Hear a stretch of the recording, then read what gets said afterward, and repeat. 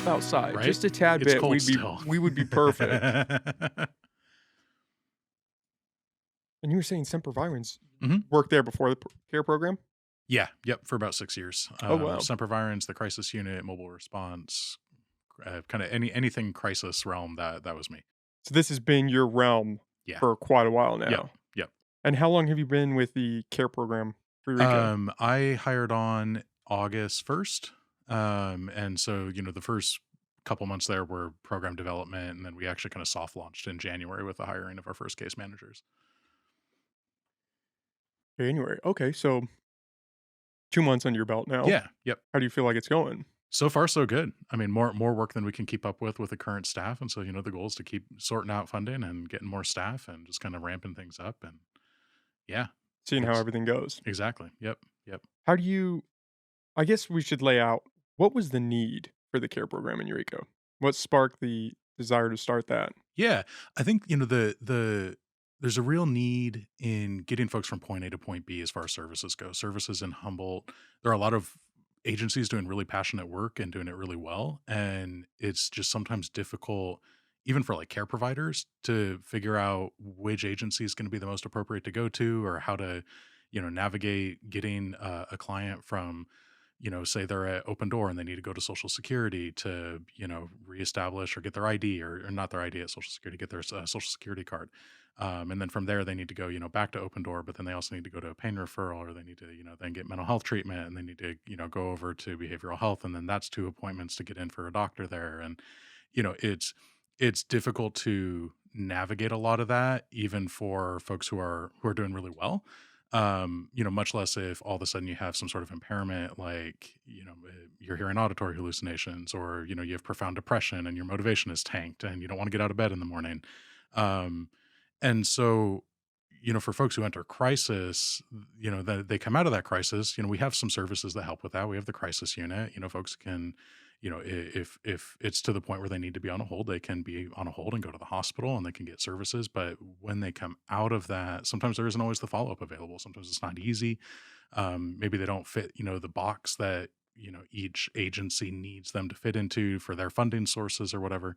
Um, and so just seeing that, needing more crisis services in the community, combined with like needing case managers that can help folks get from point A to point B, really, I think there's a series of gaps that folks were falling through as a result of that. And so, through the city and a lot of work from Commander LaFrance and Jeff Davis, who's the program manager for Uplift Eureka, they really worked hard to kind of pave a landing pad for a mental health program, and here we are.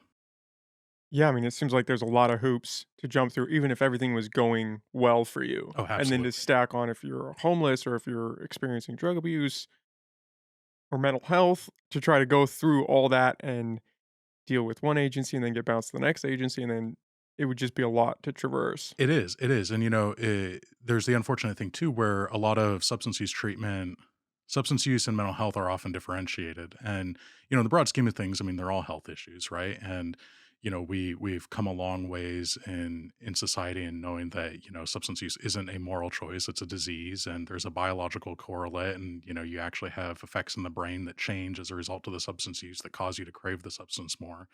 Um, and yet, there's a lot of services though where, if you have too many mental health issues, you can't get substance use treatment. But if you have too many substance use issues, you can't get mental health treatment. And so like how do you navigate that? Right. And so, working each agency at the same time, trying to, get some sort of detox and then trying to get, mental health medications or getting some sort of mental health services or counseling or whatever. And then, get into maybe a rehab at the same time. I mean, that takes a tremendous amount of coordination. And, for someone who maybe they're homeless. Maybe they, have a series of impairments. They don't have a phone. That I mean, that's a near impossible task for them to accomplish on their own. Um, and then couple that with uh, some of the insurance barriers. If you don't meet the right medical necessity, you don't necessarily get a case manager assigned to you. And, so maybe the places that you're going to, they have case management, but you don't qualify for it. And so then, folks like that end up falling through the cracks and they end up having to wait until it's become a crisis for them to, get looped back into services, which is rough. Is that a significant problem that there's not enough intervention before it reaches this boiling point? Absolutely. I think, the goals that we're really trying for are to go further upstream, for preventative care, combined with then also still trying to provide more crisis intervention in the community. And so, I mean, it's trying to kind of handle things where we're at right now, but then also develop, the resources and the foundation to be able to go further upstream and stop some of this stuff from happening in the first place. And that's a real challenge for the field. I mean, that's a challenge that we're facing nationally with mental health issues and substance use issues. Um, you know, we're we have an intervention based healthcare system where we wait for things to occur before we intervene. And it's been a real challenge even for like the medical side of things, like the physical health side of things, to really push preventative care. um and it's even more of a struggle in mental health care. We're at least at a point where most of us, who have access to a primary care physician, go and get a checkup once a year. Most folks are not checking in with a psychiatrist or a therapist, once a year to kind of see, how things are going when they're having a hard time. And in, I mean, preventative care across the board, like you said, is just the foundation for it is not there. Where Absolutely. everyone just waits to show symptoms, and then okay, we're going to treat the symptoms, but we're not getting at the root cause of what is causing these symptoms, what's going on here, Right. and especially with mental health, like you said, nobody's going to a psychiatrist unless you are struggling and it's apparent that you need to go seek some outside counsel and get some help. And Right. Right. if that's not showing. What do? You just go about your life. Yeah. Well, and you couple that with for individuals who are experiencing things like bipolar disorder or schizophrenia. One of the core symptoms is something called anosognosia. And what anosognosia is the uh, symptomatic lack of insight. So it's not just that you don't understand that you may be sick, or that you don't understand that like things are getting bad or this behavior is odd. It's that as a result of the illness, you've literally lost the capacity to kind of step back from yourself and look at a situation and go, "Oh, what I did was just kind of weird," right? I mean, like if you or I were to, rip our clothes off and go walking down the street naked and, shouting about being God, it in our right minds right now, we would think of that and go, that's not in line with society's expectations, right? For someone who has bipolar disorder, who has schizophrenia, that sort of thing may happen, but as a result of the illness, they literally lack the capacity to look at that situation objectively from like an outside space and recognize that this is unusual. There's something about this that is not going well, or is that's kind of uh, problematic for integrating into society, right? And so that's the extreme version. That can even come down to, whether or not they acknowledge that they're sick or that they need to take medications, right? I mean, if you have anosognosia and you don't believe that you're ill, why would you comply with any sort of treatment? And so, there's not enough education around that in I think just the general public, that, part of these illnesses is a lack of insight, is that, some of these folks who we see out on the streets who are struggling with this stuff are, struggling with something that impairs their ability to recognize that they're in trouble. That impairs their ability to recognize that they're sick. And so a lot of that frustration, well, why doesn't this person just get, treatment or go to rehab, or, go and, take their mental health meds? Well, they may not understand. They may not have the capacity to understand. How do you implement preventative care for those folks then? If they're not aware of it, are you just relying on maybe family members that could see the red flags, or does it just have to hit that point where it's apparent to society? I think family members definitely are a piece of it. If family is still involved, really engaging that family support is super, super important. Making sure that they're integrated into that person's treatment. So like if that person's having therapy, making sure the family's involved in that therapy so that the family can understand what's going on just as well as the person. Um, when folks like that are already sick to the point where they're experiencing that symptom, oftentimes it unfortunately becomes this place where we have to wait for that crisis to happen. And then, they receive some sort of involuntary hospitalization, or they receive some sort of involuntary treatment. And, the hope is that once that involuntary treatment happens, when the symptoms get better, because that is a symptom, then that reduces and they're able to get some of that insight.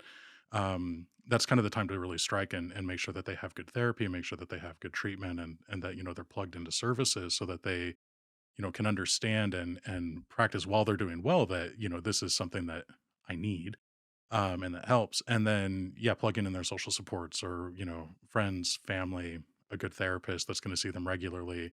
And then, really practicing like gaining that insight or how to reality test or, picking out very early symptoms that are not anosognosia, when maybe an episode is coming on and then, treating that at that moment when those early symptoms are coming instead of, it down getting the to the road. point, right, where they lose that insight and things get bad again. What percentage of people with bipolar, with schizophrenia have what is it? Anosognosia? Anosognosia, yeah, Anosognosia. Um, I don't know the percentage offhand. Is it pretty significant? It's pretty significant in a fair amount of folks, especially in I mean, I can't even really say anecdotal because my anecdotal experience is skewed because I work with a lot of the folks who were in the hospital, right? And some of these are the folks who the crisis has happened, things got to the point where it was bad, and so we saw a lot of folks with anosognosia working in the hospital. Um, I mean, it's a not insignificant amount. There is a lot of research out there. I don't remember the percentage offhand. And I would imagine for those people that do have that, there's really only one path, and it leads to a service like yours. Because, I Yeah, mean, can they function regularly through society enough where they wouldn't end up in a mental health facility? Like, it I think wouldn't be bad enough to get to the extreme, or is that just a guarantee if you have that? it depends. It depends on the other symptoms that come with that, and the support networks that that person has. For some folks, they're able to cope with stuff. They're able to, maybe they hear voices occasionally, but they're through whatever system they have set up to cope with that, they're able to work with it. There are a lot of folks who are able to wrangle the energy that comes with mania and make it somewhat productive. It's suspected that a lot of like famous artists had some degree of bipolar disorder, whether it's bipolar one or a lighter version bipolar two. And hence why they have like depressed periods in their paintings, and then they have more up periods in their paintings, right? And it's expected that there may be a component. I think Van Gogh comes to mind with that. Um, and so there are ways to survive with that. And that's an important piece I think to factor in is that, with the right support and with the right tools and coping skills and education, these illnesses don't have to be crippling. Folks can be with again with those all those supports, they can get better and they can, live a relatively normal life with, the hoops to jump through to make sure that you self-care. Just as anyone who has any other long-term illness. I mean, for folks who have diabetes, they have, if they want to treat themselves well and, not be impaired by that diabetes, they have, dietary hoops that they have to jump through. Heart disease is the same thing. um, arthritis, mobility issues, right? I mean, there's all sorts of long term stuff that folks have, impairment, but that impairment can be minimized with the right care and with the right self care and services in place.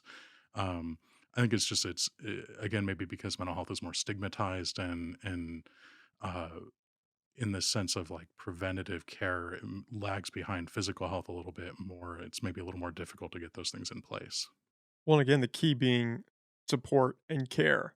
Right. You have to take these steps to help yourself, and it helps to have a support network around you. Absolutely. And how many Yeah. of these people, when they're going down that path or are deep into it, have that network and have the ability to care for themselves in a functional way, in a productive way? Yeah, and I mean that's tough, right? And it's even more difficult too about the time that substances become involved because then some of the behaviors become pretty uh, abrasive to family members, to friends, and some of the behaviors end up kind of pushing their social supports and familial supports away.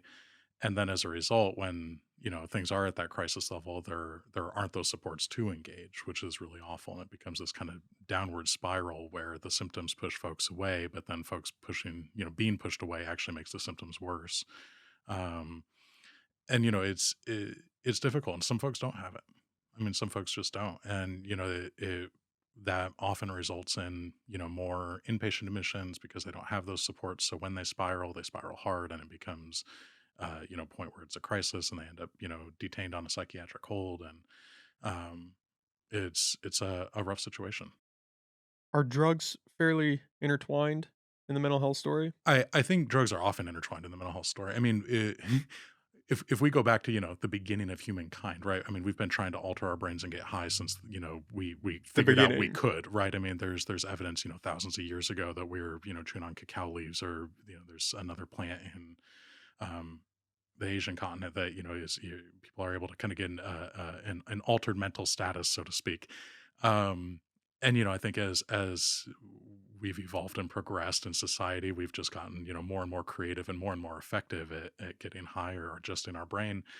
And so, I think it's pretty common when folks are uncomfortable, they're going to seek some way to adjust that. They're going to seek some way to, cope or alter their mind. And, whether that's the person who, is newly homeless and is scared to fall asleep at night, and so someone offers them some methamphetamines, and they use meth to stay up so that they can sleep during the day so that they don't get robbed at night.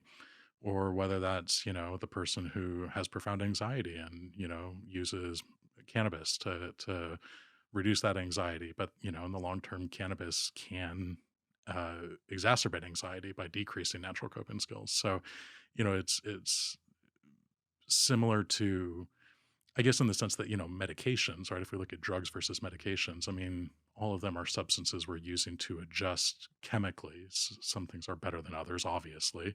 Um, but if folks don't have access to the right medications, it's not uncommon for them to seek some other mind altering substance to cope. You mentioned meth to Hmm. stay awake so you don't get robbed at night. Hmm. Is a lot of the drug use, I guess, would you say need based in a sense like that? Or is it more so escapism to try to get away with that or treat your symptoms with Yeah, whatever you can get your hands on? I would say all of the above. I think some combination of that, and I mean, need based. I think sometimes that escapism is needed, right? I mean, Yeah, it depends what you define need if based as. if you're in significant pain, and you want to zone out and watch TV, then I mean that's need based at that point, right? And so if the methamphetamines are, for a lot of folks right now with the fentanyl epidemic, that's kind of doubling on top of the opiate epidemic. I mean, it's a lot. I think for a lot of those putting ourselves in their shoes, they see that very much as need based, that they for whatever reason cannot cope without that substance. um I don't think anyone, and I mean, this is, I think, leftover remnants of when we very much saw substance use as a moral dilemma, right? It was good or bad, and if you did drugs, you were bad.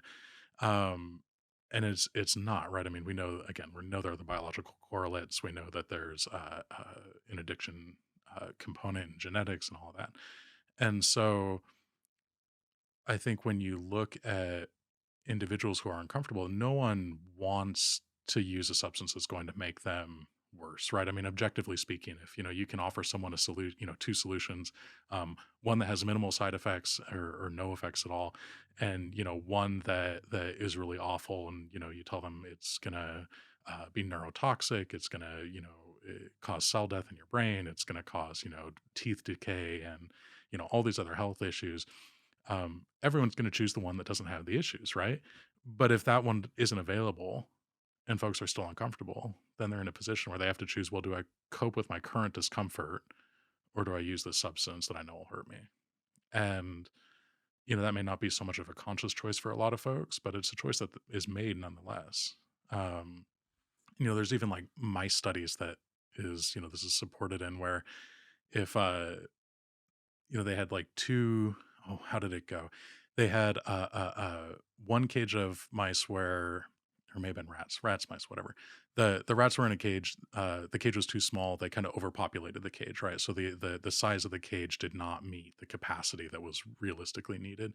And then they also, in the smaller cage, doubled the gender ratio. So there were two males for every one female in that cage. And then they did two bottles of water, two sources of water, one that had opiates laced in it, and one that was just regular water. And when you had the small cage with the skewed gender ratio, the mice disproportionately chose the opiate laced water. when you doubled the size of that cage, right, made it appropriate to the population and equaled out the gender ratio, they disproportionately chose the regular water. And that's, their basic needs were met. So there was a lot less push to go and drink something that, has some other altering effect. It's telling. It kinda Yeah. makes you worry about urban cities, like Yeah. huge, dense populations of people stuck in this small area and where that leads. It's like, well, if Yeah. you look at the mice, what does that say? In society in general, right? I mean, there are so many folks who just don't have their basic needs met. I mean, whether it's, because they're tightly bundled in a city or whether it's because they just don't have enough money to get by or, in California, we look at like the housing crisis with, how unaffordable housing is and, how many folks we have that don't have housing in the first place and there isn't enough shelter. I mean, when people's basic needs aren't met, they're they're they're going to seek other things to fill that need. Do you give any weight to the idea? I mean, one of the big arguments with the homeless is there are people in the camp that think you should treat the homelessness first and then the addiction second. And there are others who think that needs to be reversed. You can't just house them and then worry about the drugs. You have to stop the drug use so that they can function and then you house them. What is your stance on that? Um, I think that it's kind of a false choice. So, I mean, the it has to be all at once, right? So there's the housing first model, and the housing first model says that the true housing first model, not what some folks will say. The true housing first model is you get folks housing because if you do a bunch of work with sobriety or you get them into rehab and then they get out of rehab and they don't have housing, they go back to the streets, they're going to relapse. If you get them mental health treatment, they get mental health treatment, they stabilize, they go out to the streets, they're going to decompensate. Um, so you have to have housing in there, right? That has to be a piece of it. And it has to be the first piece of it because again, if you do these other things, you're spinning wheels. But housing first is not housing first in the sense that it's housing first and then you don't do anything, right? I mean, you have to have mental health and substance use treatment. You also have to have, uh, some sort of therapy or job coaching or something to give meaning to life, right? I mean, if folks aren't engaged in something, they're not stimulated, they're not working, they don't have some goal to be at, some routine to establish, um, they're going to spin and fall back on old coping habits, right? They're not distracted, they're not engaged, and it doesn't give them a whole lot of reason to do that if they don't have some meaning to achieve. Um, I think the concern is that a lot of housing first, it's housing first, but then it's also kind of housing last, and that they house folks and that's it. They don't get the services they need afterwards. And in those situations, you end up having folks either burn out of housing because they do something inappropriate and it gets to the point where the housing unit can't take them anymore. And so then they're thrown out. Or they're housed and, they're just off the streets and having, just as miserable a time suffering in a house instead of, where at least folks are seeing them amongst community. Right. I mean, that was a huge issue with like the fentanyl epidemic right now, right? I mean, we saw this phenomenon where when the COVID pandemic hit, we got all these folks off the streets and into motels. Well, what we saw after that is a skyrocket in opioid deaths and overdose rates in general. And that's because, folks went from using together, where if someone sees someone overdosing, they can administer Narcan and reverse that overdose, to now people are using alone in a motel room. And so when they overdose, they die. And so, it's not to say it wasn't right to get them off the streets. They needed to be off the streets, right? I mean, it had to be done. Um, but that's an example of, kind of why we need to continue having that follow-up care. There were places that did it really well where they established like networks. Forget the name of the place. There's a place in San Francisco that had, they essentially established almost like dorms where they had like RAs effectively that were residents, and they had some sort of pay and return for their services and decrease rent or something like that. But they checked on folks, and if someone was going to use, then they let the RA know and the RA could check on them, and they found that that markedly decreased opioid deaths because there was at least that community established. What we found in the places where we got folks inside and out of COVID was that, the opioid death rates went up because people just passed away alone in their motel room, which is tragic. The fentanyl story is huge right now. Yeah. I was reading before you shut up, I was reading an article, I think from last December, and EPD was saying that a majority of the overdoses in Eureka were fentanyl Yeah. caused, Yep. which, I mean, it seems like State and nationwide, actually. Yeah. yeah, I would agree with that too. It's just, I mean, how do you stop the fentanyl? How do you combat that? Yeah.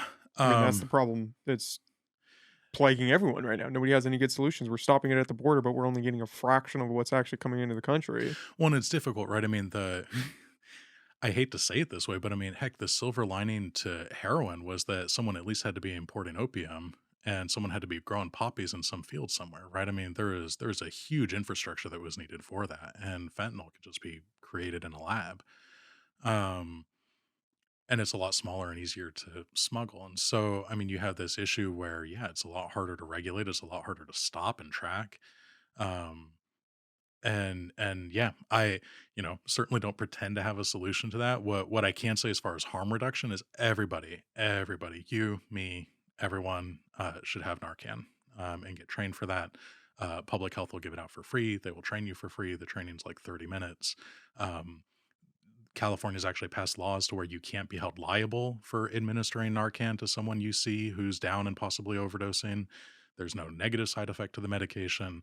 And it literally goes into the brain. The medication goes into the brain through the nose and kicks the opioid uh, off of the opioid receptor on the brain and buys them like 15, 20 minutes before it rebinds. And so in that time, EMTs can get there. They'll probably add more Narcan, and they can get to a hospital and they can save this person's life. But otherwise, if without that Narcan, they stop breathing and they pass.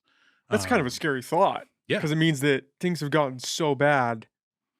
Now they're just pushing everyone to carry Narcan. yeah, That, oh, even if you use it, we're not going to sue you. You just do it. right. We need people to do that. Yeah, I mean it's on the level of basic first aid, right? I mean it's But I think you could how still do you get tourniquet sued someone? How do for yeah CPR, right? If you give somebody CPR and you there mess there them up, I think you're still there are held some liable. protections if I mean unless there's some proof that it's malicious, there are protections. If you see someone who's down and who's not breathing and you go and start rendering CPR and you do it correctly and probably end up breaking their ribs as a result, they there are some protections that you can't get sued. I forget, I think it's like the Good Samaritan law, something along those lines, where if you respond in an emergency capacity out of good faith, then You're going to be okay. your ability to be held liable is very difficult at that point.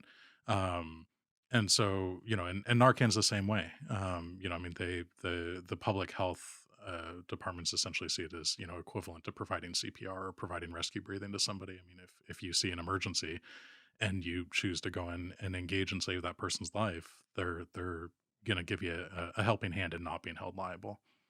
I didn't know that Narcan wasn't a permanent fix. I didn't know that it'll rebind after a certain amount of time. Yeah, if and what we're seeing with fentanyl is people are needing multiple doses of Narcan, right? And so we're needing more and more doses to actually cause that effect where it kicks the fentanyl off of the opioid receptor Does that in mean the that the brain. fentanyl's getting stronger? It just means fentanyl has a higher, without going into a full neuroscience lesson, there's something called affinity, and fentanyl just has a higher affinity to those receptors. And so with that, it effectively binds harder. Not so much that the fentanyl is stronger. I mean, fentanyl is way stronger than heroin ever was. And I mean, there's a reason it was previously only given in hospitals, really, and that's because it is so incredibly strong. And so the Narcan has to work a little harder to do that. But yeah, Narcan is definitely I mean, there's a time limit as to when the body then metabolizes that medication, and just like the opioids are metabolized as well. Um, and sometimes it has to be readministered. Yeah. And you can re-administer it to draw out that length before Yeah, I mean EMTs or paramedics get in there. talking with some of my paramedic friends who work in more rural areas, I mean, sometimes they would have to do, if the hospital's an hour and a half away, they may have to re-administer Narcan, every 20 to 30 minutes until they can get someone to that hospital, depending on how much opioids they used and how fast it's metabolizing. Because it may start to get off, and so then they see the person start to nod back out. You reapply. Yeah. That's so crazy. Can you Narcan That's so crazy.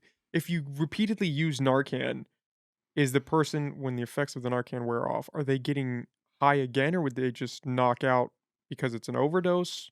What does that translate If to effectively, they're symptom-wise? getting high again. So, I mean, when you look at how, um, say fentanyl works, right? Fentanyl, people use fentanyl. Fentanyl, the molecule binds to the opioid receptor in the brain, and then at that point, the individual is, intoxicated. They're high, right? When you start to bind too much fentanyl to the brain, it starts to bind to the receptors that control breathing. You start to not breathe, right? That's the problem with opioids. That's how people pass. Um, so then when you introduce Narcan into that, it kicks the fentanyl molecule off of the receptor and replaces it and blocks that receptor from being utilized, right? So now that fentanyl is still in the bloodstream, it's just not binded to the receptor. So it's not depressing breathing anymore.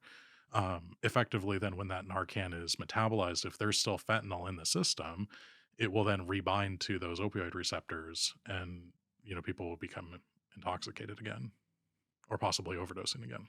Yeah. Are most people that are ODing off of fentanyl, are they using strictly fentanyl, or is it laced in whatever other drug they're using? Because 'Cause I've always heard that with cocaine, that you shouldn't use cocaine because it's probably laced with fentanyl right now. I mean, everything's laced with fentanyl right now. There are cases of cannabis being laced with fentanyl. And so, I mean, if you're going to buy weed, go to a dispensary. They're lacing um, cannabis with fentanyl yeah, just to increase the weight or I don't the know. potency, quote, unquote? I have no idea. I mean, that's That's a scary thought. it is a scary thought, and that's for especially a lot of our houseless folks. That's a scary piece of being out on the streets and using substances is because I mean, you don't know what it's in. I mean, there are cases of kids accidentally getting into something that has fentanyl in it and them overdosing. I mean, some school districts are starting to train teachers on Narcan because on the off chance, someone uses something at school and they don't know what it is and it happens to have, fentanyl in it and that kid overdoses, they want to be able to save a life. Um, yeah, it's scary stuff. And a lot of it is the laced aspect that's coming into It's a play. component. I don't know exactly like how much of this is a situation where it's laced versus, people just using fentanyl to use fentanyl.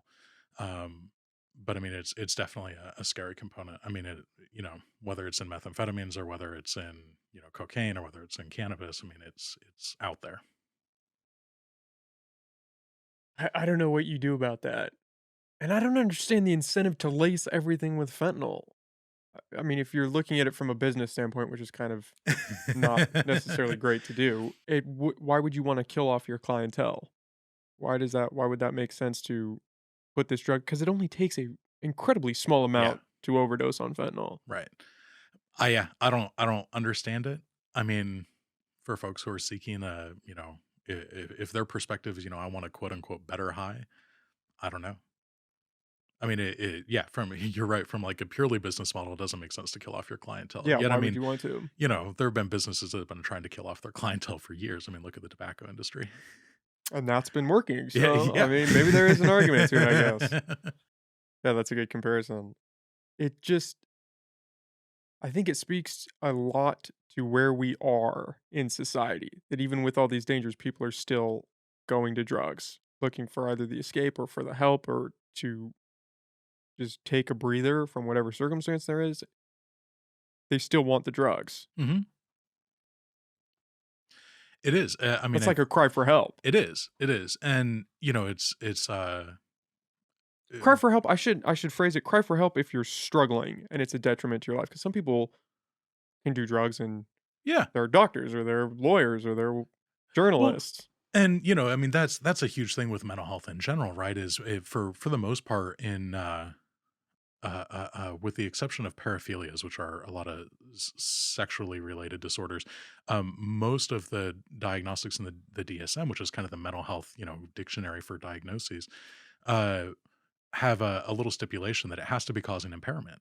There has to be a dysfunction to it, right? I mean, if I feel sad one day, that doesn't mean I have clinical depression. It just means I felt sad one day. If that sadness lingers and then it turns to the point where I'm missing work because I'm not getting out of bed in the morning, there's impairment, right? Now it becomes a disorder. Um, the paraphilias are a little different because then they also include if it's causing other people, impinging on their rights, then it also is a disorder. Um, but, with substances, yeah, I mean, there are folks who can drink, there are folks that can use cannabis, and, yeah, it doesn't affect them. You know, eh, I think that for a lot of folks, when you start seeking, heavier and heavier things, maybe it's not affecting your work life, or maybe it's not affecting your social life, but there's a reason you're seeking that to some degree, right? There's some discomfort somewhere that you're seeking that escapism. And I would theorize that, well, maybe it's not a visible thing that we can, like, point at and say, "Oh, that's the problem." Um, there's still a component of it there. And you think that holds true in most cases of drug use? Even if your Eh, life is going pretty well and everything seems like it's good, there's I something mean, how eating many at of you us, everything seems like it's good, on the right? On outside. the outside, right? And I mean, that's like, bring the whole social media aspect into it, and we're all trying to present like we're doing well, right?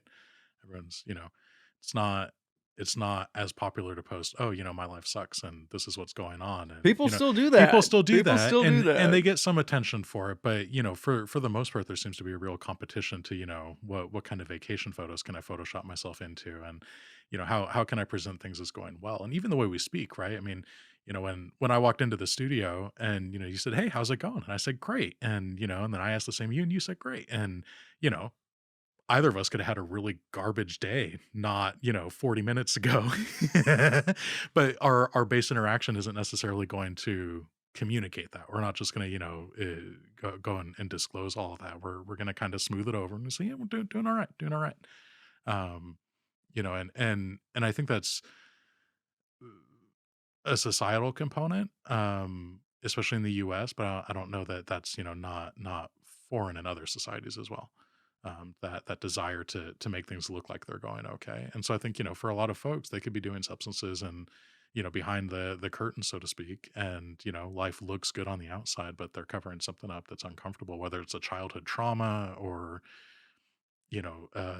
insecurity around themselves, or maybe, they don't think they're doing well. And maybe so they're, compensating with that, but their perception of how well they're doing is skewed in some fashion. I mean, there's all sorts of reasons. There is that desire to keep the public face clean in a sense that Yeah. you want to outwardly present that everything is going well all the time. And then whatever is troubling you, whatever problems you're going through, you need to internalize that and work through that on your own. Right. I've had conversations on here and we've talked about that. That's almost my entire ethos is that whatever you're going through, you need to figure it out on your own because it's your problem. You shouldn't be plaguing other people with your woes or whatever's going on because at the end of the day, the only person that's going to fix it is you. So kind of white knuckle Yeah. your way through life and just deal with it, which is you could argue is not a healthy approach to Oh, solving absolutely. problems. And I mean, I think there's balance, right? I mean, there's the flip end of that, which is that, people don't even take personal accountability for doing what they need to do. And so I think, I mean, it's all about balance, right? This like toxic masculinity, component, or pull yourself up by your bootstraps, and, you Again, just that's got like to my favorite figure it out, right? ethos. And that's not functional in a lot of situations, because there are times when we need to bank on others, right? I mean, whether that's financially, whether that's, no 9-year-old is pulling themselves up by their bootstraps, right? I mean, and not successfully or well or in a comfortable state that's not traumatic anyway. And so, that doesn't work, even emotionally. I mean, sometimes we need people to talk to, and when we keep that stuff bottled up, it gets out in some fashion. I mean, whether that's, anger outbursts, or whether that's drinking, or whether that's, some other substance use or poor habit. I mean, a lot of this stuff gets out at some point. And, I think the more that we accept that, we are social beings and we need to, engage in community to some degree, uh, I think the better we end up doing. And the better our mental health is overall. Well, and the idea that anybody gets through life on their own is Yeah. crazy. You need a support network. Right. You need people in your life. You need to engage socially. I mean, I think they've done studies where being isolated is just as bad for your health as like drinking alcohol or doing Oh, these other absolutely. things. Yeah. You need to be social. Yeah, I mean, it can be linked to cognitive decline. It can be linked to all sorts of stuff. And you see that too when you look at pathologies of mental health, right? Different types of mental health across countries. There are, mm, take like South Korea, markedly more family oriented and collectivist country, right? things are done for the family, things are done for the culture, for the country, and there's much less individualism in those societies. And so when you look at the mental health issues that they have, it's very different and things present differently and for different reasons than we do here in the US, which is a very individualistic society, right? Everybody's unique, they're their own special person. We do things for ourselves a lot of time for, self improvement. We don't necessarily go for family improvement all the time. Not that some people don't, right? But it tends to be more individualistic, and as a result we see different types of mental health issues that present differently across cultures, which is I think telling to why maybe we have some issues here in America, and that we don't engage with family, we don't have such a social network, or maybe we do have that social network, but it's not a close social network. It's one that we're putting that facade up, we're saying we're fine when we're not. Well, and take COVID, for example, when you were Yeah, forced to be alone. exactly. I What was the impact of that on mental health and on drug abuse and the homeless? I mean, I would imagine there would have been some increase across the board, I right? I don't think we know the full extent yet, but I know it's bad. Right? I mean, we saw suicide rates go up. We saw as we discussed earlier, opioid overdose rates, go up, and deaths of that go up. Um, I think there's more mental health issues now than before. I haven't seen any, statistics, but anecdotally, the crises seem to be more frequent and more intense. Um, and I don't think we're in a position, especially in, I mean, the state of California, at least right now. I mean, it's expected that by 2028 will be, there's a big study, I believe, out of San Diego that was looking at this, and something like by 2028, we will be like 20% understaffed for need versus uh, like the ability, like the amount of professionals in the industry to actually provide. And so there needs to be a huge push on like getting people into the mental health field and educated and get their degrees and practice and experience, because in the next 5 to 10 years we're going to be in a situation where we have more demand and less people to provide services. That's not comforting, right? Do you think that that is currently the biggest hang up is the staffing? Because you always hear that the problem is getting money thrown at it. So is it just a poor allocation of those resources? Is it we're not doing enough, kinda like you pointed out, that we're not intervening enough early enough, so we constantly have to buy Band-Aids because that's our only tool right now, and so it doesn't really do anything effective that you can see on paper because it's at the bottom end of the chain. Yeah, I think some combination of all of that. We're definitely, there isn't enough prevention.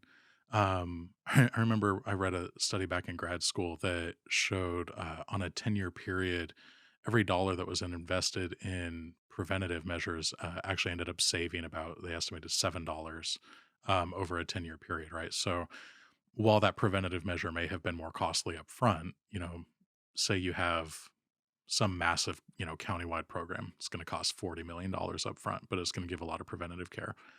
Theoretically, that would save, you know, 280 million down the road in the next 10 years, according to this study, right? If their projections are accurate. Um, so I don't think that we have enough preventative uh, care. We look at trauma and like the ACEs study that shows, there are 10 factors that eh, when you have four or more of them checked off in early childhood, your chances of having mental health issues and physical health issues skyrockets. Um, and so, the there needs to be treatment that is geared towards, and interventions that are geared towards stopping some of those things from happening, whether that's through education, whether that's through like child welfare services that monitors for abuse, right? I mean, that's why they exist, because we know that when kids are abused or neglected, they have poorer outcomes later in life. And so not only is that the humane thing to do? But I mean, it's effectively also a cost saving measure, because when, we reduce trauma in childhood, we actually reduce cost of mental health issues later, and physical health issues. So, I think that's a piece of it. I also think that, you know, mental health with the stigma that it has, it's just not the popular field to be in. I think part of that too is that there's just not, uh, we don't understand the brain completely. It's kind of the last organ of the body that like we don't have a great grasp of. We haven't mapped it, right? There's way too many neurons and connections to map. Um, you know, we're getting better about genetics, so we kind of get that, but the brain is definitely still has some mysteries, right, as to how things change. We also don't know how to really medicate it well. When you think about it, when we talk about other meds, there's stuff that can be very targeted. Mental health medications, when you add a medication, you're bathing the whole brain in it, right? So mechanisms are of effect. I mean, we have a decent understanding of how it works, but it's not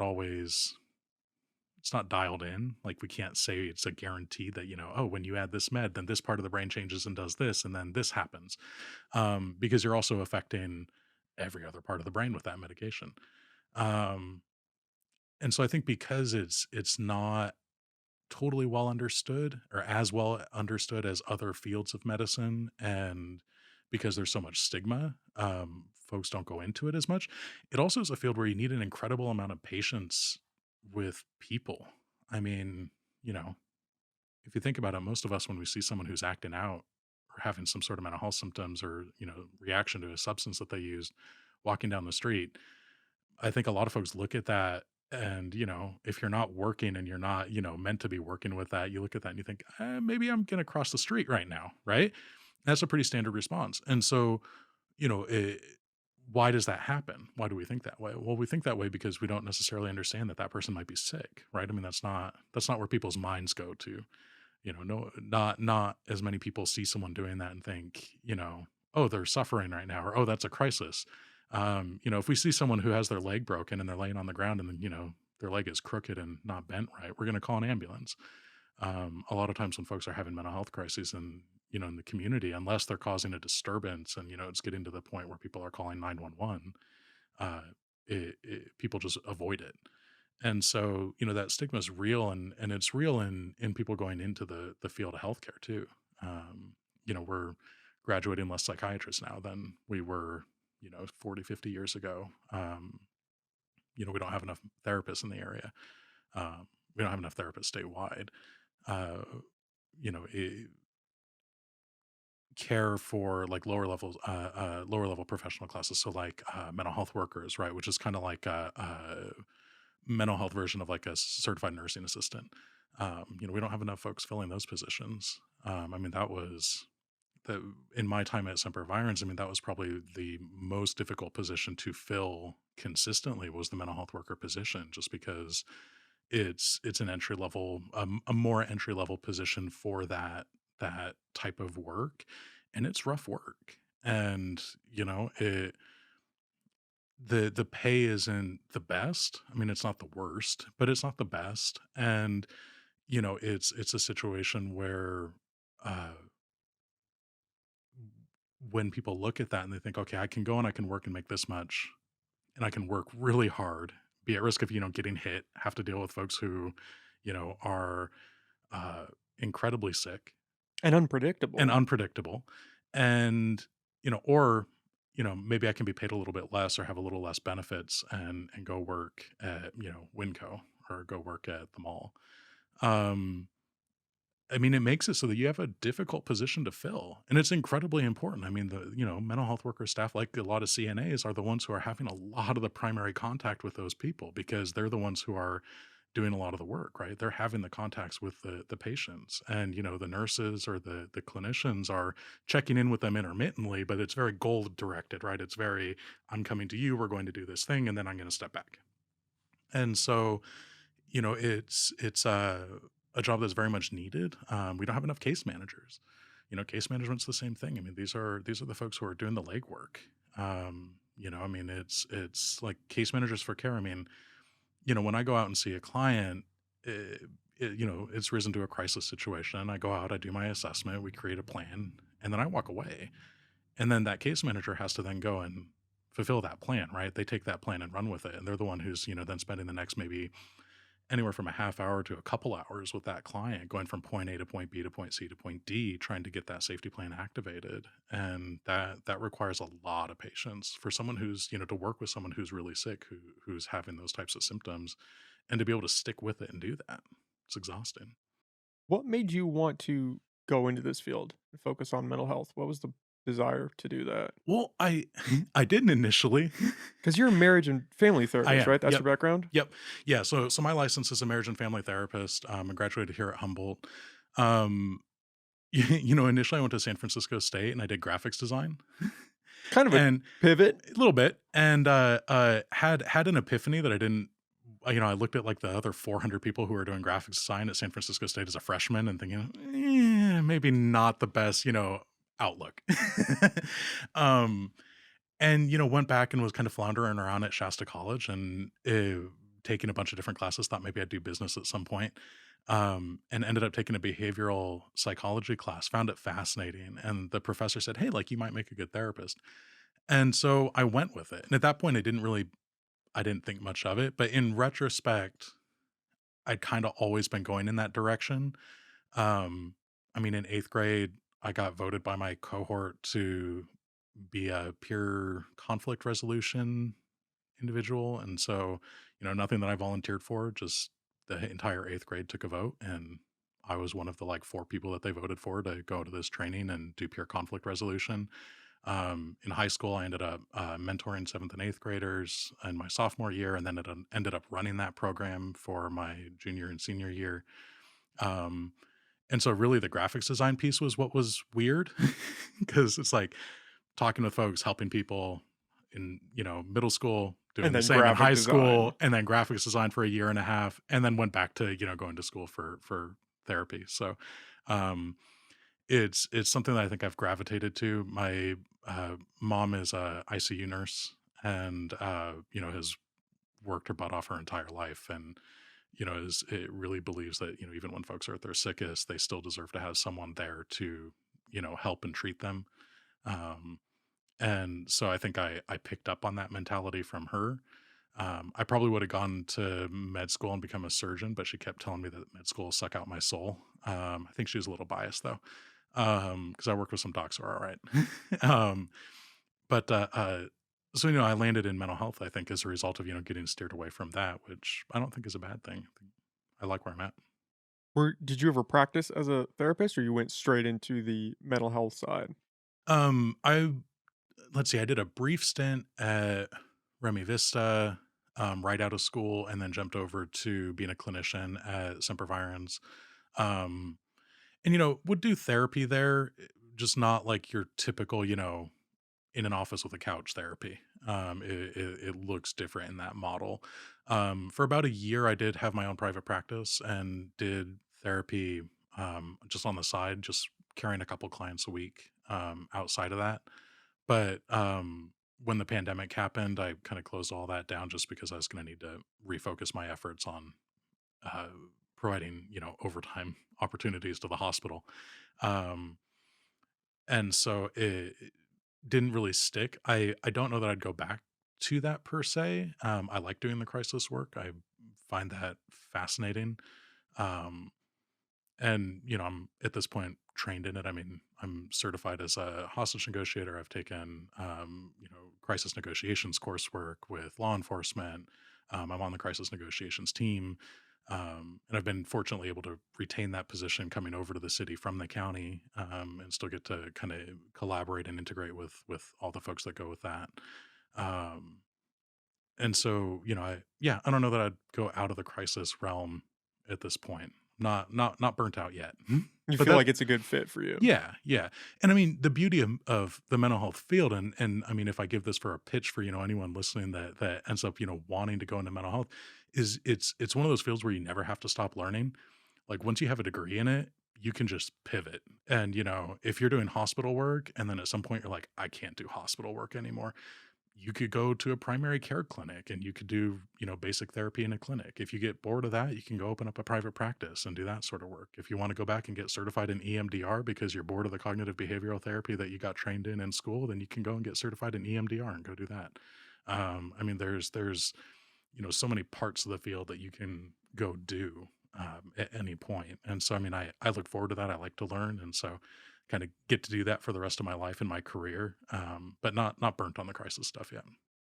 Have you ever had to utilize those hostage negotiation skills? I haven't had to. I've never actually been called out to a hostage situation. I've been not called out to multiple barricades with the sheriff's department, and the SWAT team, and Eureka Police Department, and have definitely participated in uh, de-escalation and negotiations, but never a situation where hostages were actually taken.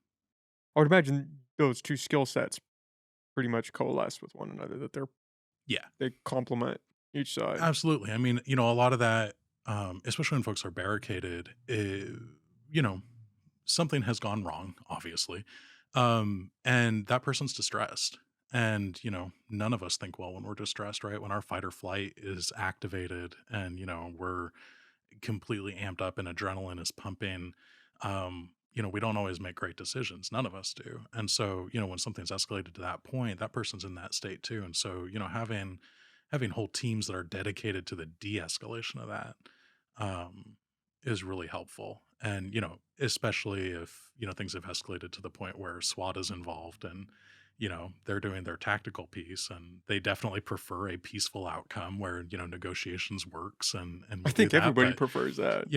about the time you have like a Bearcat and a SWAT team parked on your front lawn, that's not helping your escalation level, right? So having a whole team that's dedicated to making that contact and working, with that person to bring them down to a level and come to some agreement on, coming out safely is beneficial. So you work pretty closely with, uh, law enforcement agencies like EPD. I do. I mean, the CSET division really, we're not under the police department with EPD, but uh, organizationally, but I mean, they're kind of a sister department.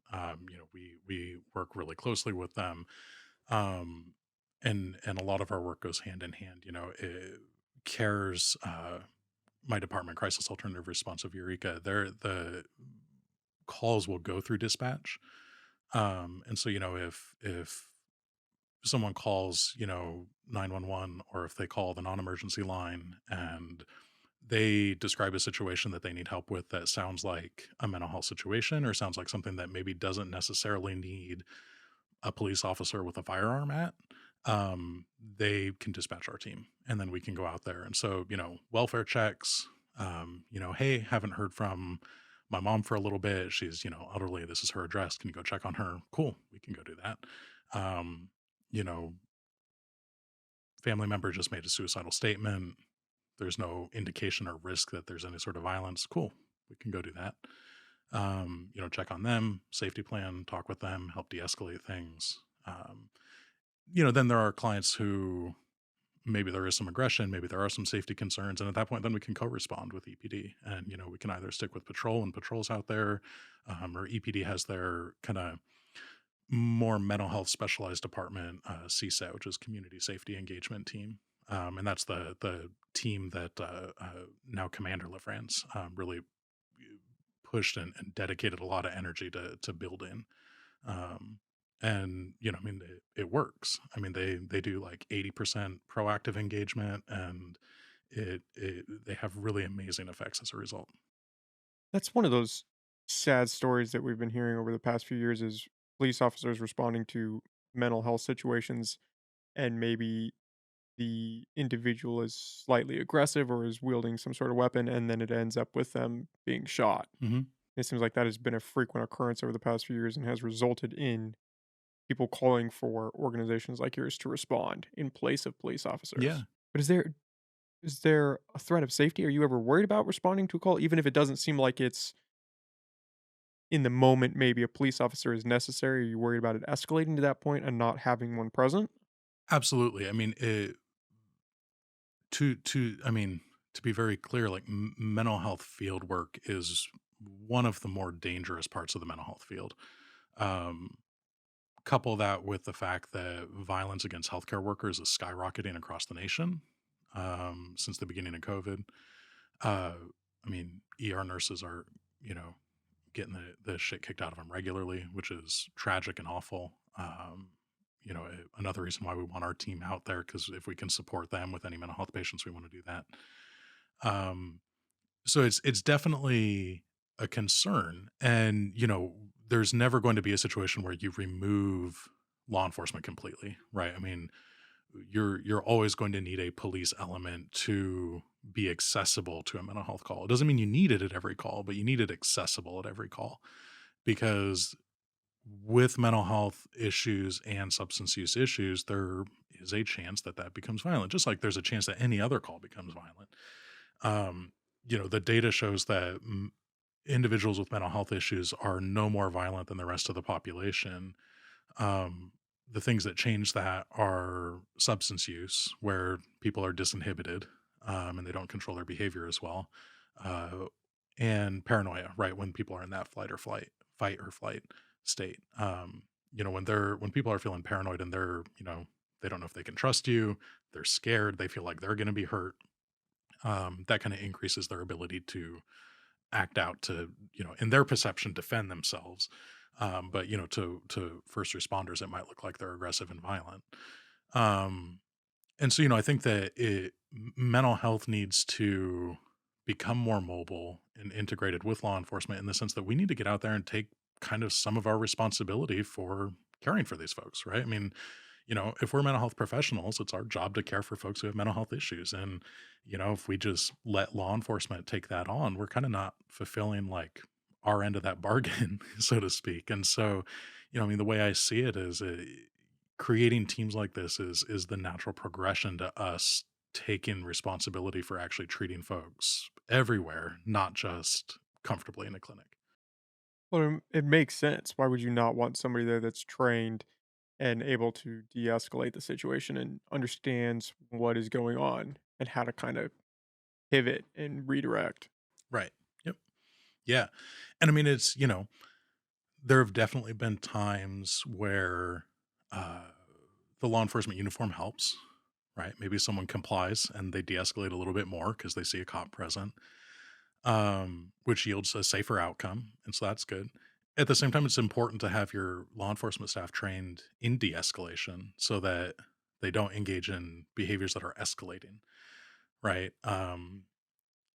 There's people are going to have a different response if they have four officers all shouting commands with guns drawn than if people have one officer giving commands with, other officers on standby. Maybe they have guns drawn, maybe not, but maybe they're not visible, right? And there's different approaches that law enforcement can take to approach a situation that doesn't escalate the individual. And that's the number one goal, right? Because if we can de-escalate the individual regardless of how we end up needing to do it, that means that that individual is safe. That means that law enforcement goes home safe. And that means that, no innocent bystanders are hurt in the process, right? And so, the more that we give law enforcement the education and training and tools to also be able to de-escalate folks, it can really shift policing. And the type of policing that CSET does is vastly different from the national perspective of what policing looks like. And I would encourage folks, if they have the opportunity, to catch a ride along with the CSET team, because uh, I guarantee they will walk away with a different perception of what policing is, or what policing can be. And when law enforcement has those extra tools, they can cover the safety piece when needed if it escalates that far. But most of the time, they're going to be able to resolve a situation safely by de-escalating someone, and that just keeps everyone safe. Which is the best case scenario at the end of the day. Yeah. Everyone just wants to go home safe Yep. and make it home. That's Absolutely. that's all that it boils down to. Yeah. Yep. And even if someone's committing a crime, I mean, if law enforcement has built the relationship with the community, and that relationship is a positive one of, hey, we're not going to tolerate, you know breaking laws. We're going to expect a degree of personal accountability, but we're also going to treat you like a person, and you hold value, and we're going to see you as that. People have a different response even when they're being arrested, even when they're being ticketed, because they're at least recognized as a human in that moment. And people have a different response when they are seen as such. Do you think this is a trend that the nation at large will start moving towards, where organizations like yours have a more active role alongside law enforcement? I hope so. Um, Mobile crisis teams are popping up more and more. I think there's more of a demand for that. There's also a really cool organization, uh, crisis intervention training, and CIT. CIT is a national model for promoting de-escalation over escalating tactics for law enforcement, and it's a kind of joint venture of mental health and law enforcement. It's like when you go to the typical 40-hour CIT training, and Humboldt holds one, usually put on by mental health in collaboration with EPD and the other law enforcement agencies in the area. It's usually 70 to 80% law enforcement officers that are there, and 20 to 30% mental health staff. And it's really cool because everybody gets to learn to work together. You get to make contacts, you get to network, especially when those professionals work together and interface with each other so frequently. That's a good thing. uh, and then people get to learn the other side, and it's super important for law enforcement to have more mental health training too, because I mean and I've guest lectured at the CR Academy a couple times for their mental health component, but I mean they get 16 hours allotted to the Americans with Disability Act and mental health, and so only about 8 hours of that goes to mental health. And so, when you consider a clinician like myself, I mean, that was a master's degree, right? So that's a whole extra degree, and then you need 3,000 hours to get license of post, graduation experience. Uh, all of that, and then we're going to expect a fresh officer who maybe has 8 hours of mental health training to have the tools to handle this in the field. I mean, that's not fair to the officer at that point. I mean, you're giving them, a hammer and telling them to, revamp an entire motor. It's just not it's not fair and it's not effective. And so I mean, I think that, again, we need to continue to collaborate, and I hope the country keeps moving in that direction. One of the things that I wanted to ask about, because it's been on my mind for a while, is drug-induced psychosis, Mhm. and I've heard that a lot with high dose marijuana edibles, Mhm. and I believe it's more so with certain ailments like bipolar that could bounce off. Is Yeah. that pretty apparent with the people that you're dealing with? Is a lot, or no, I shouldn't say a lot, but is there a population that is in there because they use drugs and then something just broke and now shit hit the fan and they're Yeah. dealing with you? It's certainly a piece, right? So, when people become psychotic, we use antipsychotic medications. Well, just like antipsychotic medications, we have propsychotic substances. And so, I think a lot of folks think like LSD, yeah, that's going to make you hallucinate, right? I mean, that's the, when you take some acid, you're going to go on a trip and you're going to have hallucinations, and that's technically a state of psychosis. Um, Psychosis being, a separation from reality, or at least a shared reality. And so, for um, marijuana, yeah, that can happen. Cannabis is a pro-psychotic substance, and if you happen to have a genetic makeup that makes you a little more prone to psychosis, say you have some genetic predisposition to schizophrenia or you have a genetic predisposition to bipolar disorder, cannabis can absolutely trigger that. Are there any indicators that you would know about that could prevent that? Or it's just if you have the diagnosis of, oh, you have this specific one, you should probably stay away from these substances? I would say if you have a family history, um, and I don't know the exact data on this, so I mean, take this with a grain of salt. But I mean, my personal recommendation as a clinician would be if you have a family history, someone in your family, and your direct, like genetically linked family has a diagnosis of bipolar disorder or schizophrenia. I would encourage you to be more gentle with your brain with regard to substances that are pro-psychotic, right? So cannabis, methamphetamines, a lot of stimulants, hallucinogens, mushrooms, acids, stuff like that. Because if there's, we do know these things are have a genetic influence and that there's a genetic correlate.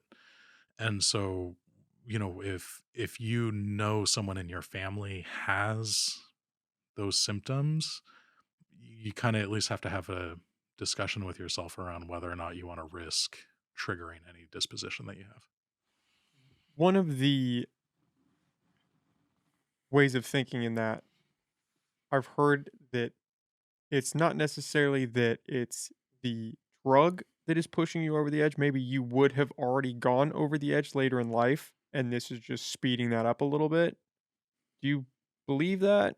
Or do you think that's the catalyst and you might have been okay had you not used Um, whatever substance? I think it could be both. I think that,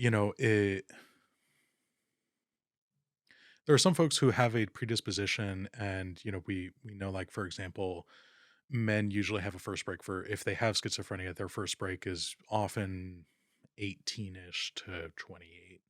And we know for women it happens later. We're looking more like 24ish to like 32. Can you do me a favor? Just pull Oh it. You yeah, can pull it back. Just pull it a little there we closer. go. How's Perfect. that? Perfect. Um, and so we know that like there are times when these symptoms emerge, when these predispositions emerge, and the illness becomes evident. And so for folks who maybe they're already on a clock and it's just a matter of time before that episode happens, that substance may cause that. Um, at the same time, there might be folks who, because their brain was, taken care of gently, so to speak, their brain never really reaches a state chemically or structurally where those symptoms occur. Right. And so, what we know about psychosis is, or let me rephrase that. What we know about the brain, or is this okay? What we know about the brain is that, you know, as as people become psychotic, the brain changes. New connections get formed. We know that the brain is forming connections throughout our entire life, right? I mean, it grows. Right before 10 it prunes itself, it's kind of pruning itself up to 10, and then there's a break, and then 13 to 14 there's like a huge revamp, and your brain completely restructures itself, and then the brain is technically you know growing and refining its connections into your early 30s actually. um and so in that process there's a lot of room for deviations and maybe what your genetics have planned for you, right? I mean, you kind of have like the blueprint. If you think of the genetics as the blueprint, uh, you know, depending on how you implement that construction, things can look very different. Um, and so, for someone who has a genetic predisposition for bipolar disorder or for schizophrenia, if they can get through their childhood and their brain develops and, they're in their, late 20s, early 30s, they've never tried a psychotic substance or a pro-psychotic substance. They've never had a head injury. They've never had any sort of horrific childhood trauma. Um, there isn't any, uh, otherwise like assaults to the brain or the genetic, blueprint. Maybe they've reduced their risk enough to where that episode never occurs because, their brain was able to grow and adapt and, go in a direction that was not adjusted for psychosis. You know, you do the flip side of that and you have someone who maybe has childhood trauma, you have someone who maybe is smoking pot before 14, you have someone who, is maybe dabbling in, a hallucinogen of some sort, and they have that genetic predisposition, they are probably going to increase their chance of having an episode at some point.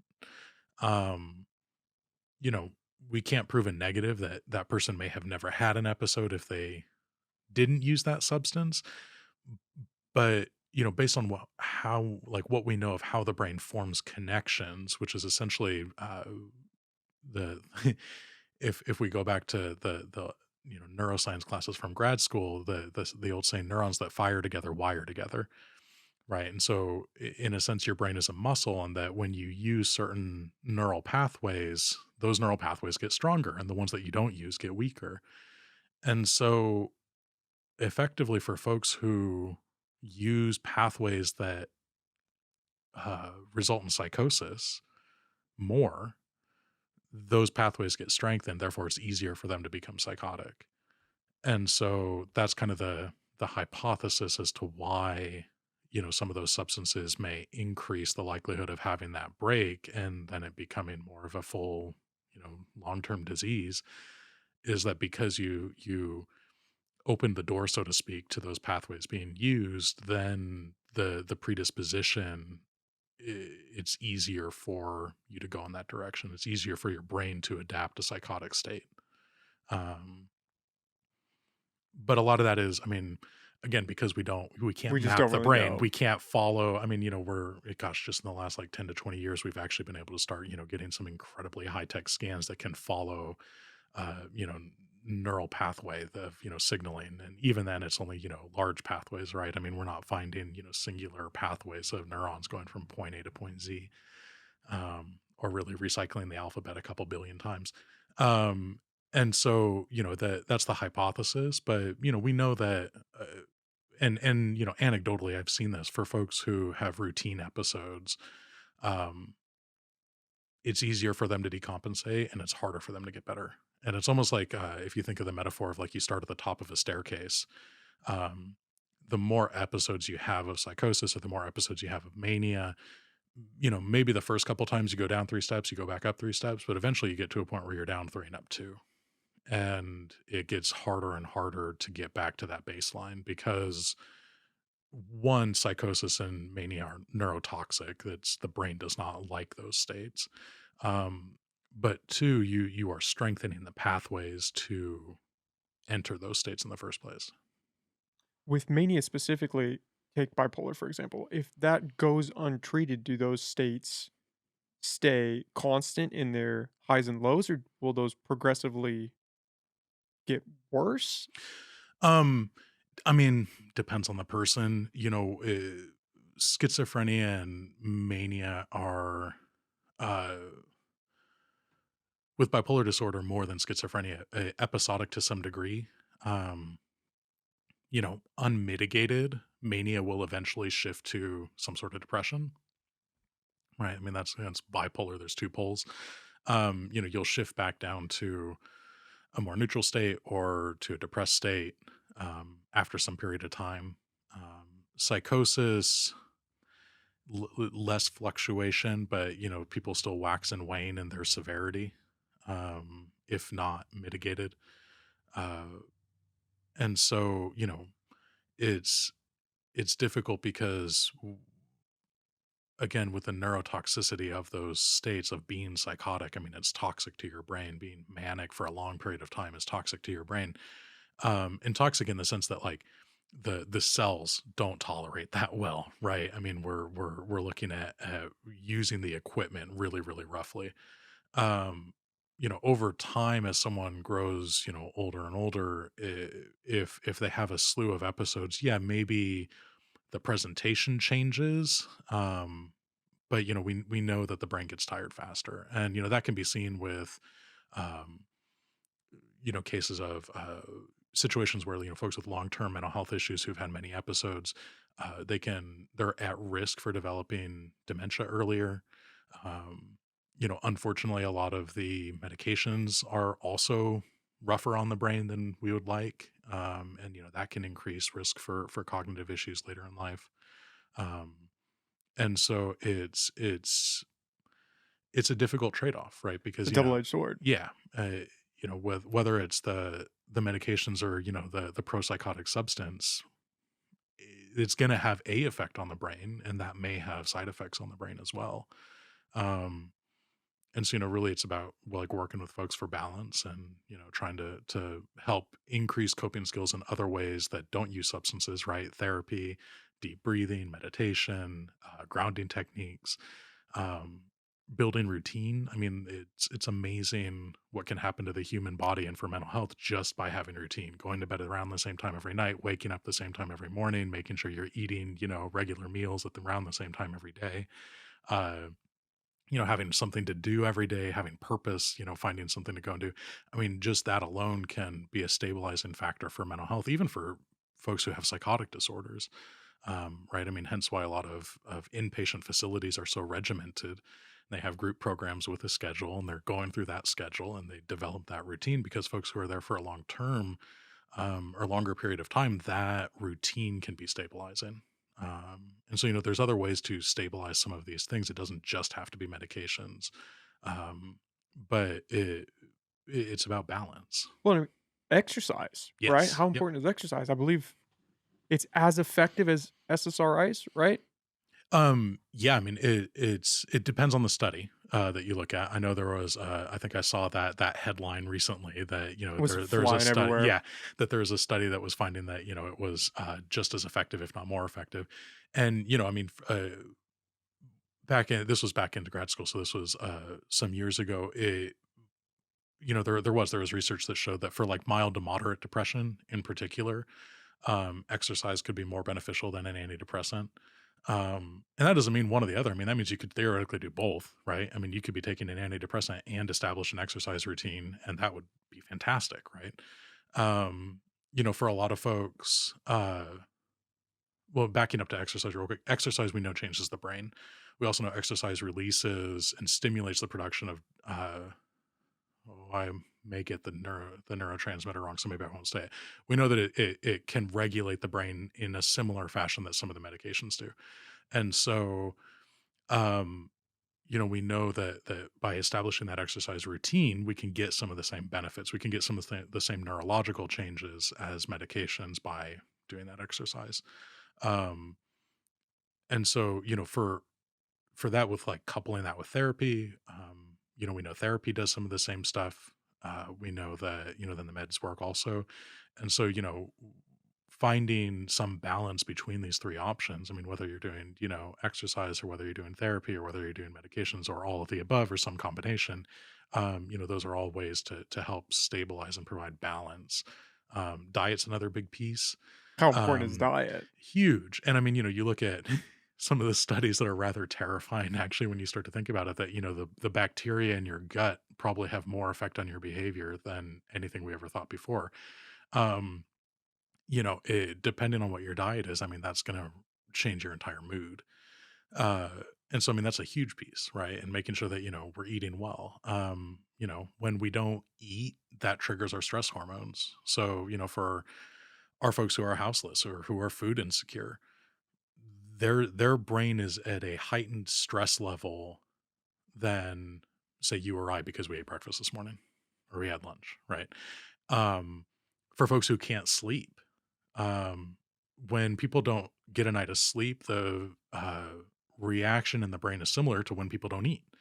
That stress is triggered, and when people don't sleep, they have an increased baseline of stress hormone. They aren't thinking as well, right? I mean, sleep is when our brain kind of resets and repairs. It's also when it repairs our body. Um, and so, for folks who, because of their life circumstances, aren't eating well or sleeping well, that's a predisposition for mental health issues. Whether it's, your basic depression, or whether, you have a genetic predisposition for schizophrenia or bipolar disorder on top of that. It's a risk. With long-term mania, does that have any effect on dopamine? I don't know offhand. Um, Because I would imagine if you're in that heightened state and you're using those pathways, I would imagine maybe there's some degradation, maybe because that's the big thing with cell phones, right? Is you're priming your brain for this dopamine release, and then long term it has some negative effect. um, it all depends on what part of the brain things are being released in, right? For example, there are some antipsychotics that are dopamine antagonists and agonists. And what that means is that they in some areas they block dopamine, in some areas they stimulate dopamine production. And so how does that work? We don't have, I mean, because we can't dive in there and, find out like, oh, it's working this way on these, receptors, and this way on these receptors. I mean, we can't, I mean, until someone is post-mortem and we're doing a biopsy on their brain, during an autopsy. I mean, we can't figure that stuff out. I mean, it's the same with like some of the forms of dementia. It wasn't until we studied enough brains of, folks who had passed away, who had had symptoms representative of dementia, did we find out that there are actually like little plaques that get, developed in between neurons and block signaling. And that's why parts of the brain go offline. Um, and, so it's difficult to study. And so we don't know per se, because There's just a lot we don't know. maybe there's part of the brain that has an increase in dopamine. Maybe there's another part of the brain that has a decrease in dopamine. And that combination is what causes mania. We just don't know. going back to psychosis, are there examples of that being temporary when somebody does break that barrier either from trauma or from drug use? Could they come back if it's a limited exposure, or once they cross that line, is it pretty permanent? Um, there are definitely folks who have a single psychotic episode and it never happens again. And, a lot of that depends on, again, how you treat your brain, how you react, right? If you come out of that psychosis when you're stabilized and, you know, if you at that point think, crap, that sucked, not doing that again. And, maybe they change their diet, maybe they establish some routine, they go to therapy, they talk about this stuff, they process, whatever trauma it was, they don't use that substance that kicked it off again. Maybe that person never has that experience again. If that person comes out of it and, doesn't heed the kind of red flag that it put Dives up right back and in. dive back, right back in, again, then, your the neurons that are firing together are wiring together and you're increasing your propensity there. I think people should be able to use drugs if that's what they wanna do. I think to each their own. Mhm. You're an adult, you can do what you want. It gets dicey when it comes to kids, and kids Yeah. are using these substances, and they're drinking alcohol or doing, high THC products, Mhm. psychedelics. Yeah, That's when it's scary because it is. you're playing a game with your mind and hoping that you come out on the other side unscathed, Well, that's why I think, education is one of the best things that we can do. I mean, I think, you know, uh, beyond just saying, "Hey, don't do this," um, which never works. which never works. I think that, we have to at least educate people why we're saying don't do that, right? I mean, we know that marijuana use before age 14 statistically increases your chances of having a psychotic episode. Okay, cool. But if we just say don't smoke pot, don't do that. Okay, why? Now you're just the adult telling me not to do something. Now I want to do it more. So now I'm going to go seek it. Right? And so, I think especially for adolescents, we need to talk with them and teach them and not really pull any punches on. I mean, we need to, make it age appropriate, right? I mean, we're not going to go into a full neuroscience lesson for, 11-year-olds, right? But we can talk to an 11-year-old and say, when you use this substance, it changes the way your brain is forming. And that could be bad. That may have these effects where maybe you hear or perceive things that aren't real. And we can create education campaigns that are, at those levels that explain why and I mean, you know, honor them and see them as, valuable people who are intelligent enough to be able to take in information and then make their own decision with it. Um, not because we want it to just be a free for all, but because we're going to respect kids enough to treat them that way and, arm them with the information that they need so that they can make, a decision that's more informed. Again, I don't think if people have the information available, they're not going to choose the option that is detrimental knowingly, right? And so I think again, the more that we can, teach about neural development, the more that we can teach about development in general, which is kind of mind boggling, right? I mean, and this is a whole tangent that I go on sometimes.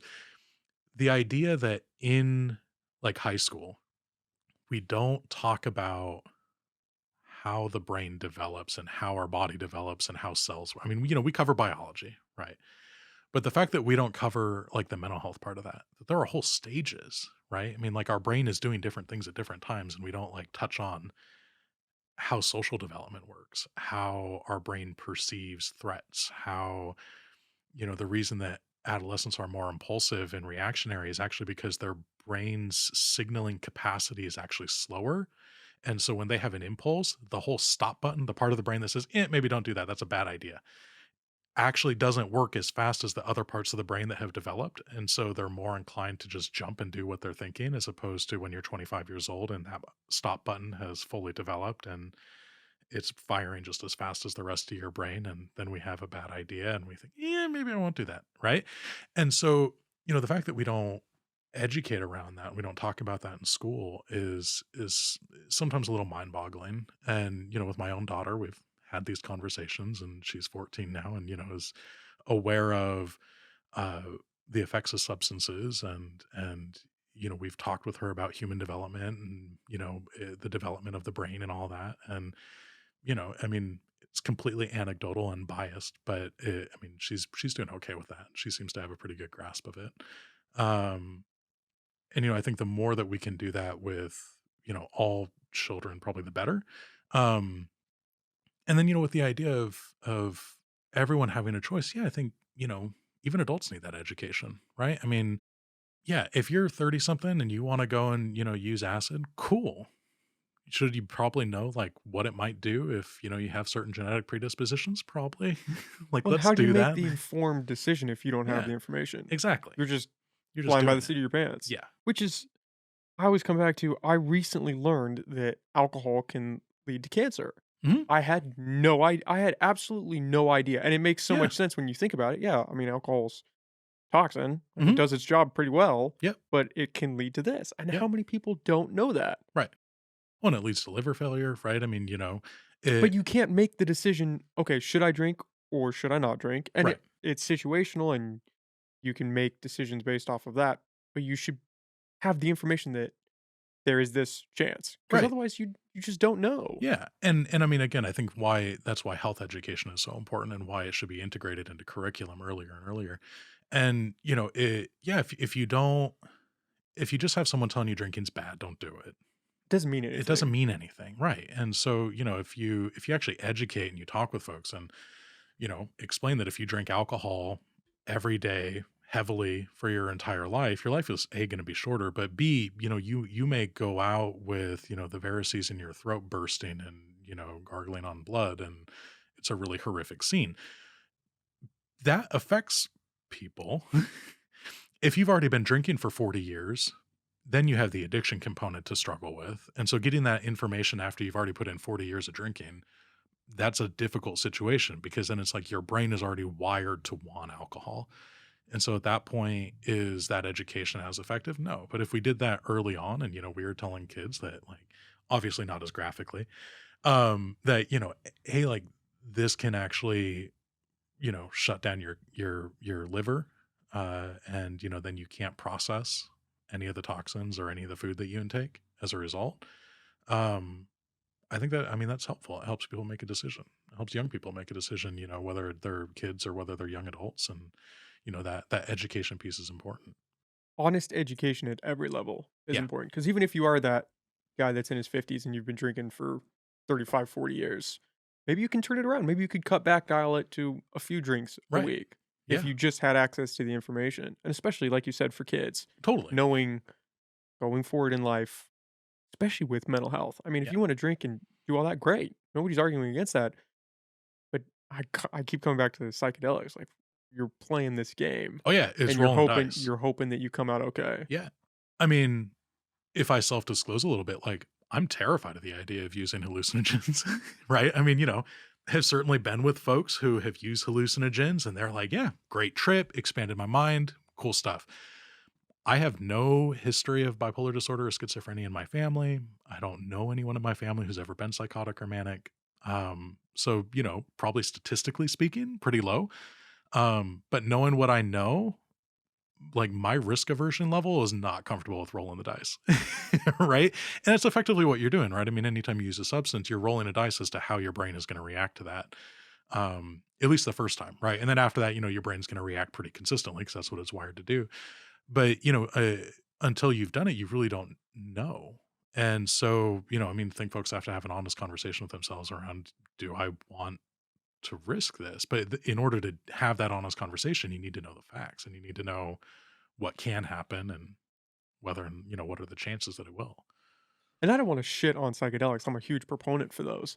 It's just in regards to kids, Oh, yeah. especially as your brain's developing and going back to the idea of just being informed about it so Right. that you can make whatever choice you feel fits your lifestyle. Is that what you're hoping to do with these town halls?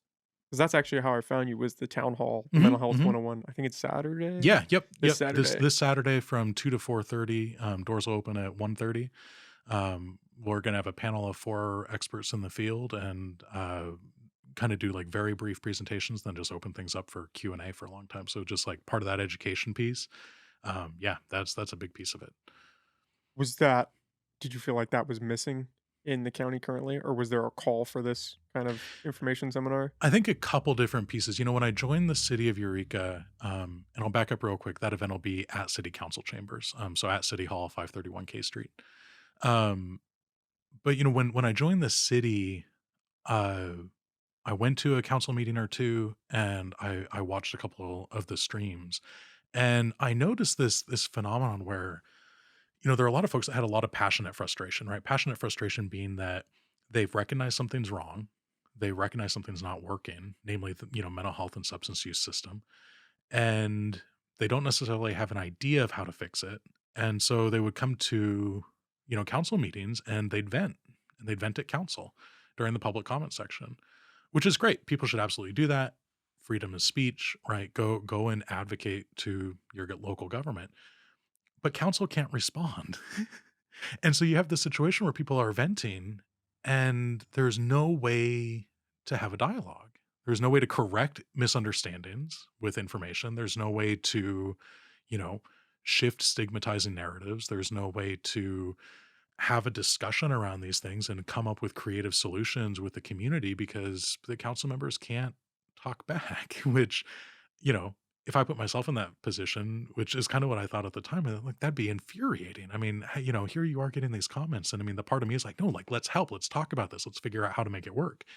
And the fact that they can't just immediately do that right then and there, just, I mean, that would be agonizing for me. And so, I had the idea, well, what if we created a separate forum for it? And in talking with the city, I mean, city administration was super supportive of it. Mayor Burgell is super, super supportive of it and has been helping champion that. And the desire and opportunity to be able to use that platform to create a forum for discussion around such important issues just seemed too good to pass up. And so we kind of jumped on it. Okay, well, Jacob, I really appreciate you coming on and talking with me. I really enjoyed this. Yeah, thank you for inviting me. Super appreciate it, and thank you for hosting. And can I give a little quick plug again with Yeah, those times? Yeah. absolutely. So again, the community health town hall is going to be a quarterly series. So we're hoping to have a different topic every quarter of the year. So far, we have probably 12 or 13 topics listed. So we're looking at a couple years worth of content. The meeting this Saturday, March 4th, will be from 2 to 4:30. Again, doors will open at 1:30. There will be refreshments, some food and drinks, and we'll have a panel. Leah Nagy from National Alliance for Mental Illness, our local chapter, will be there. Dr. Mark Lammers, who's a psychologist with Humboldt County Behavioral Health, will be there. Luke Brownfield, the public defender, will be there on the panel, and Commander Lenny LaFrance will also be there on the panel. And so. Then Mayor Burgell and I will be moderating, and so we'll be able to again do those brief presentations and open up for a nice Q&A dialogue and go from there. If you can't visit, there will be streaming options on the city's website, though participation won't be able to happen. And then if you want to send a question ahead of time, you're welcome to at townhall@eurekaca.gov. Okay, all right. Well, thank you, Jacob. I really appreciate Yeah, this. thank you. We'll definitely have to do it again. Hey, anytime. Happy to come and join. All right. Thanks, guys.